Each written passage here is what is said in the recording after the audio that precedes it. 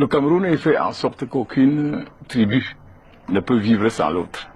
Mais de temps en temps, si on fait des répliques à ceux qui pensent que c'est possible, alors que c'est impossible. Même si on voulait, c'est impossible. Imaginez Douala aujourd'hui, qui ne habitait que par les Douala.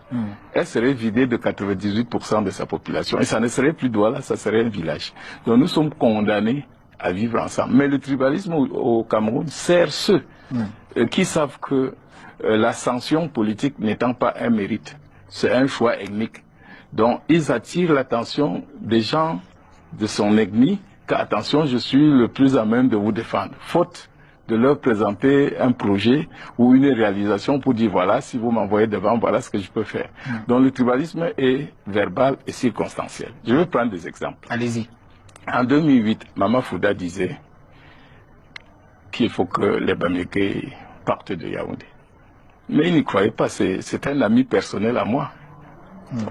Donc il le disait pour que les bêtis disent que voilà quelqu'un de bien pour qu'il reste ministre. Il n'y croyait pas du tout parce qu'il sait que si on part comme il a dit, Yaoundé ne sera plus Yaoundé. Il dit qu'on enlève les bâtiments pour partir. Il sait bien qu'on ne peut pas enlever un bâtiment. Et puis c'est cette histoire de tribalisme. C'est l'arme de ceux qui parlent eux-mêmes par leur capacité à prouver leur leadership. N'ont rien à montrer. Parce que qu'est-ce qui se passe maintenant? On demande, un boulot demande à Paul Biya qu'est-ce que tu as fait pour moi? Il dit, je n'ai rien fait pour toi, mais tu as la chance que je sois là. Si un Bamileke est arrivé, tu vas aller voir.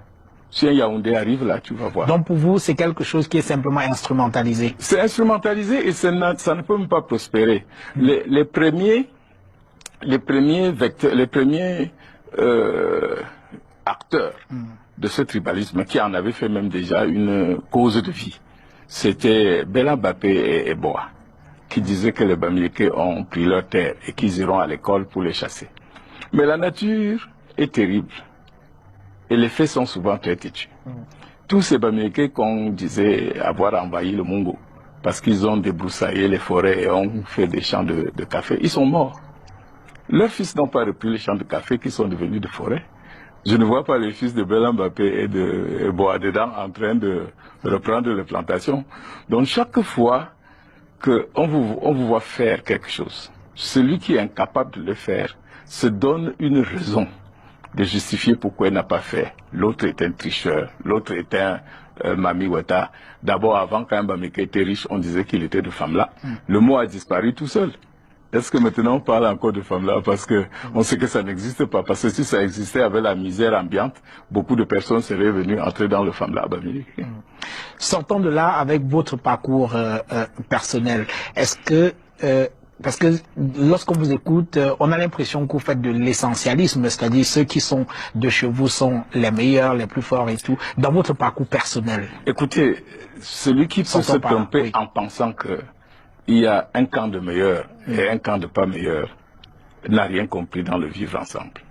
Nous sommes différents. Oui. Quand on parle de l'unité, ça veut dire qu'on parle des choses différentes, parce que si nous étions uniques et un, on ne parlerait plus de l'unité, nous serons un. Oui. Donc, chacun doit apporter ce qu'il a de mieux. Copier chez l'autre ce qu'il a de mieux. Essayer de dépasser ce qu'il a de mauvais et qui peut nuire à la communauté pour qu'on fasse le vivre ensemble. Et mon cas est extraordinaire. Je vous ai parlé... En quoi est-il extraordinaire? Il est extraordinaire parce que je vais vous dire mon parcours, ma vie. Oui. Que sont ceux qui, dans ma vie, ont compté. Quand Bidas Angon m'a traité de Makiza Bamileke, c'est un petit, Papa Sono, qui a tout fait, qui a tout fait pour m'aider à sortir de cette situation et aller en France. Oui. Quand je finis mes études, je rentre au Cameroun. Je suis expert. À l'époque, cette profession était occupée par deux personnes qui n'avaient absolument pas de qualité, mais c'était des blancs. Il y avait Leviel et Souchon. Mais la grande compagnie d'assurance était tenue par un Français, Memin, qui n'a pas voulu m'utiliser. Ceux qui m'ont mis le pied à l'étrier, c'est M. Tsala Paul Félix, qui est un Eton, et Ayama Proté, qui est un Bafia. C'est eux qui ont tout fait pour que je sois intégré dans la profession et qu'au bout d'un an, les Blancs là soient partis parce qu'ils n'avaient pas la capacité de résister à ma façon de traiter les dossiers. Ceux-là, ils ne sont pas des Bamileke. Plus tard, quand j'ai eu des problèmes, on a écrit que j'avais abandonné la fonction publique et que j'avais touché de l'argent indûment.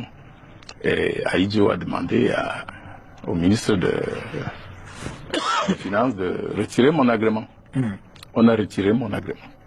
Pour me justifier, j'ai encore eu recours à quelqu'un qui s'appelle Oumar Oudjam Yaya, celui qui allait voir Aïdjo oui. pour lui dire que non, cet enfant, voilà ses papiers, plus ça. On m'a restitué mon agrément.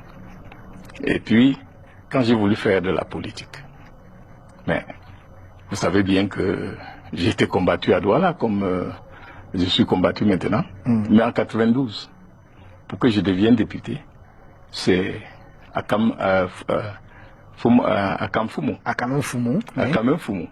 et Fauchevé qui obtiennent du chef de l'État qu'on me mette en position de gagner à Douala. En 92, à l'époque où le RDPC ne savait pas tricher, on m'a mis deuxième et il n'y a eu que 2 élus, Tobo et moi. J'arrive à l'Assemblée nationale par le truchement de ceux-là.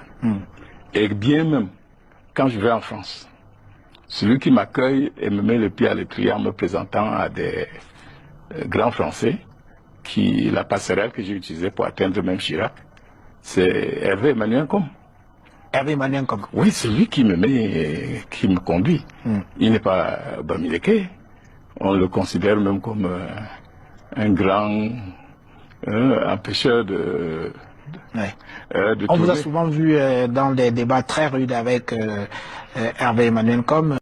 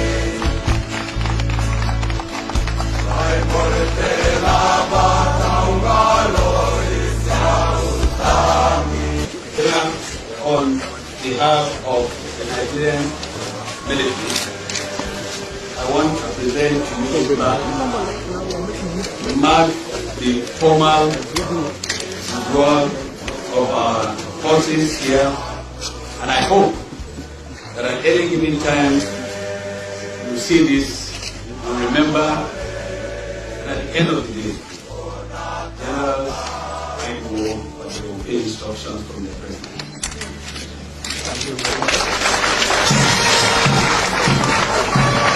Distinguished ladies and gentlemen,